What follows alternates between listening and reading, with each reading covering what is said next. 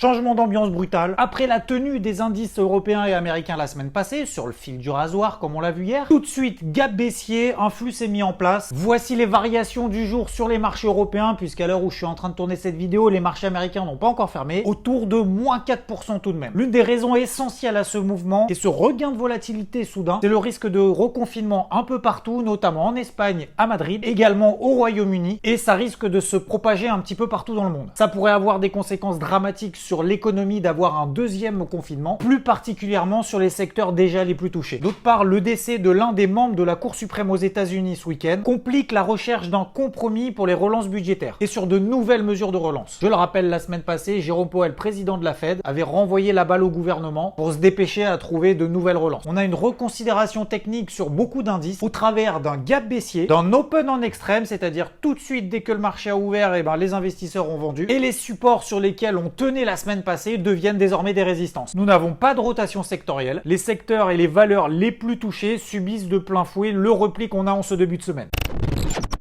Le graphique du jour, c'est l'argent. On aurait pu également prendre celui de l'or, mais c'est beaucoup plus violent sur l'argent. Les métaux précieux dans leur ensemble corrigent. Ils auraient pu profiter de ce mouvement de panique justement pour monter et ils se replient dans la même lignée que sur les actifs risqués. Plusieurs raisons à ça. D'une part, le dollar américain qui s'apprécie, considéré comme une valeur refuge tout comme le yen, ce qui entraîne un repli mécanique de toutes les matières premières, libellées en dollars américains. Ce mouvement ne change absolument rien aux fondamentaux, notamment de l'argent, mais on pourrait tout à fait penser qu'il s'agit de dégagement d'investisseurs qui prennent du cash, donc qui sortent leur position qu'ils ont sur l'argent ou l'or pour pouvoir se permettre de tenir les actifs risqués qui baissent considérablement. Enfin, considérablement, le mot est peut-être un peu fort. C'est vrai que moins 4%, c'est quand même violent. Tout simplement parce qu'ils auraient besoin de marge sur leur portefeuille. Donc on sort ce qui est en plus-value et on essaye de tenir le plus longtemps ce qui baisse, ce qui n'est pas forcément d'ailleurs la meilleure stratégie, mais c'est comme ça que ça se passe. Alors après, l'argent nous avait déjà habitués à ce mouvement, notamment le 12 août, au lendemain d'un moins 15%, lorsqu'il avait réalisé une énorme mèche. Il avait perdu 6 $ en 2 jours seulement et c'est ensuite que s'est formé ce fameux triangle symétrique. Même config, même effet. Peut-être, l'avenir nous le dira, j'ai pas de boule de cristal. Mais alors que les marchés nous avaient endormis depuis maintenant quelques jours, voire même quelques semaines, ça s'excite un peu partout.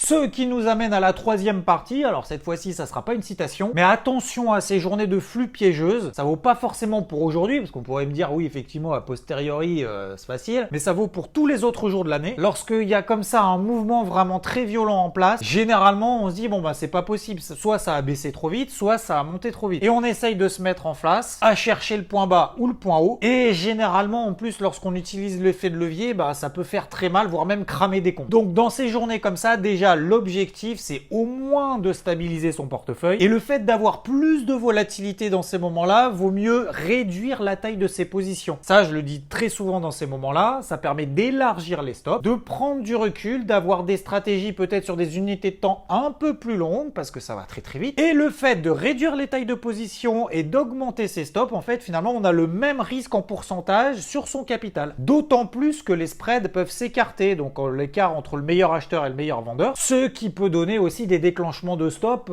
inopinés. Genre, tu te fais sortir juste sur le spread. Et dans la mesure où on a des mouvements plus brutaux, faut surtout pas jouer au plus malin, parce que si jamais t'enchaînes les stops contre le flux, bah tu risques à un moment donné d'en avoir ras-le-bol et à la fin de la journée prendre une taille de position beaucoup plus importante que toutes celles que tu avais prises avant, et c'est à ce moment-là que tu crames. Donc attention, ce type de mouvement, dans la mesure où on commence la semaine quand même sur les chapeaux de roue, ça peut tout à fait se reproduire cette semaine. Donc autant y être préparé et viser la régularité. Le trading, c'est un marathon, c'est pas un sprint, donc doucement. Merci à vous d'être présent dans le débrief daily. On y retourne. Je te souhaite une bonne soirée et je te dis à la prochaine. Ciao!